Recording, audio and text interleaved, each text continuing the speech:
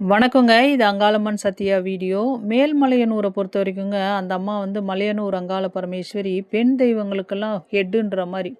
அதாவது காளி ரூபம் அந்த அம்மா. அதனால வந்துங்க, அந்த அம்மாவ வணங்கிட்டாலே நீங்க மத்த பெண் தெய்வங்கள வணங்குனதா தான் அர்த்தம் அப்படின்ற மாரி சொல்லுவாங்க.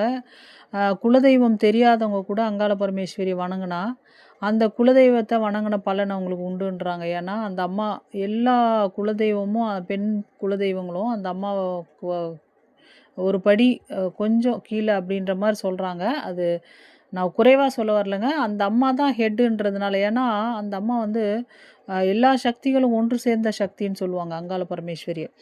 அப்படின்னு சொல்லும்பொழுது, அந்த அம்மா வந்து எல்லையில்லா சக்தி கொண்டவ. அப்படி ஏன்னா சிவபெருமானுக்கே அங்க சாப விமோசனம் குடுத்துட்டு, பிரம்மனோட கபாலத்த தலையில் கால்ல வச்சு ஒரு நசுக்கு நசுக்கிட்டு உட்காந்துருப்பா அந்த அம்மா அங்க.